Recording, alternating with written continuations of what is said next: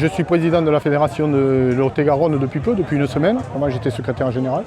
Je suis à la tête d'une exploitation de 120 hectares en production de pruneaux, noisettes et céréales. Ce serait plutôt économie, emploi et paysage. Pour nous, le Tour de France, c'est une vitrine sur le département, sur nos productions, sur ce beau paysage qu'on entretient toute l'année. C'est un plaisir de le voir passer, et notamment à la télévision et dans les médias.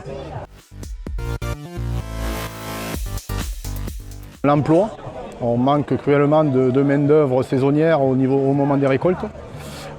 C'est pour ça que d'ailleurs la fédération du département s'est consacrée à la mise en place de contrats OMI clé en main avec de la main-d'œuvre marocaine particulièrement pour fournir de la main-d'œuvre à nos entreprises. Deuxième point, c'est les aléas climatiques.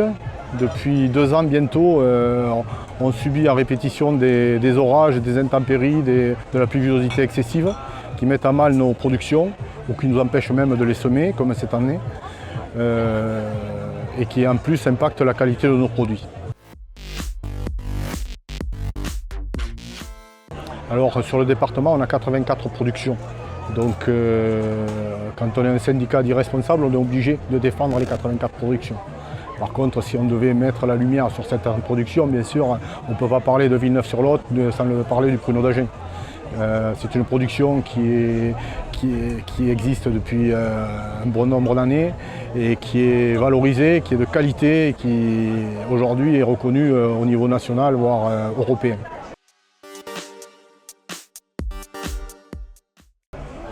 Mais déjà, je lui ouvre la porte de ma ferme et je lui dis viens voir ce que je fais, comment je travaille ma production, mes cultures.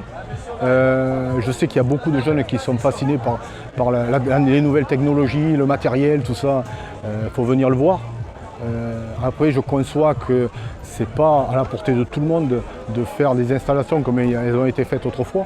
Aujourd'hui, je pense qu'il faut aller plus vers des installations dites de société, c'est-à-dire des installations ou avec des cédants, ou alors avec des porteurs, ou alors en société avec d'autres. Je pense qu'aujourd'hui, les installations dites seules ou individuelles seront très compliquées à l'avenir. Ce que j'ai obtenu, ce n'est pas arrivé tout seul. Et je sais que j'ai des aînés qui étaient avant moi, qui étaient là sur le département.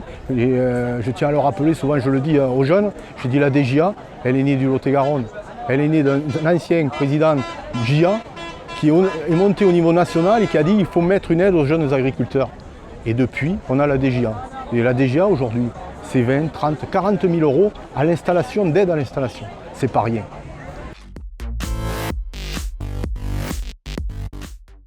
C'est très simple, de toute façon, on tape FDSEA 47 et on a un site internet, on a des numéros. Dans chaque canton, dans chaque commune, normalement il y a un représentant FDSEA ou GIA, parce que je tiens à associer GIA aussi, qu'on a ces relais locaux qui font que c'est facile de nous trouver, c'est facile de nous contacter.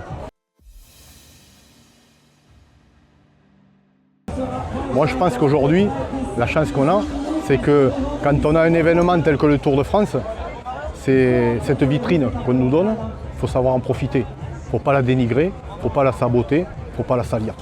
Donc aujourd'hui, nous, l'effort qu'on a fait ici sur le Lot-et-Garonne, on a fait une fresque, c'est qu'on a montré nos productions, elles vont être prises en photo, elles vont être médiatisées. Il n'y a pas meilleure vitrine.